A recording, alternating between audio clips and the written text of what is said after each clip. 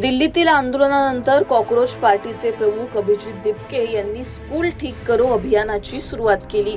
स्वातंत्र्य दिनापासून जिल्हा परिषद शाळा दुरुस्ती करो या अभियानाची अभिजित दिपके यांच्या माध्यमातून सुरुवात करण्यात आली। अभिजित यांनी हिंगोली जिल्ह्यातील आपल्या संतोख पिंपरी गावातल्या जिल्हा परिषद शाळेपासून ही सुरुवात केली। शाळेचे वर्ग, खिडक्या, धान्य ठेवण्याची खोली, बाथरूम या सगळ्यांची पाहणी केल्यानंतर अभिजित दिपके यांनी शाळेची दुरावस्था लक्षात आणून दिली। एका खिडकीच्या तुटलेल्या काचेवर उपमुख्यमंत्री एकनाथ शिंदे यांचा फोटो असलेलं बॅनर लावण्यात आल्याचंही त्यांनी तिथे सांगितलं होतं। दरम्यान अभिजित दिपके यांनी यावेळी शाळेतील सर्व माहिती प्रशासनाला दिली होती। तात्काळ सर्व कामे करण्याच्या सूचना सुद्धा त्यांनी दिल्या होत्या।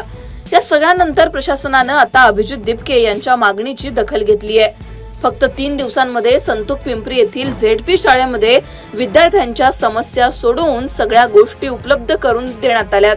शाळेमध्ये सीसीटीव्ही कॅमेरे, पिण्याच्या पाण्याची व्यवस्था, नवीन खिडक्या, स्वच्छतागृह, त्याचबरोबर विद्यार्थ्यांना बेंच सुद्धा उपलब्ध करून देण्यात आलेत।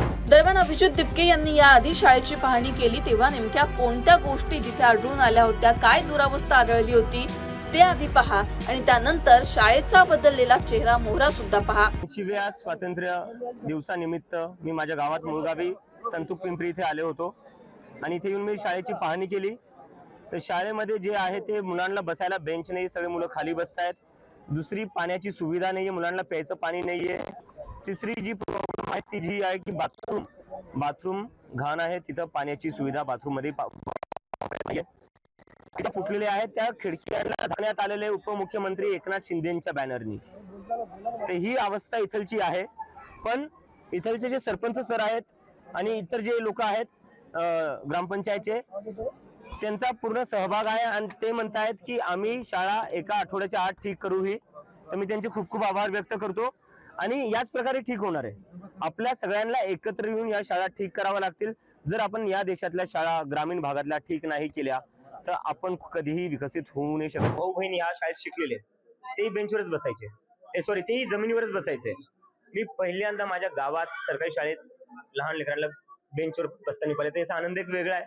माझ्यासाठी हे जंतर मंतर पेक्षाही मोठी यश आहे।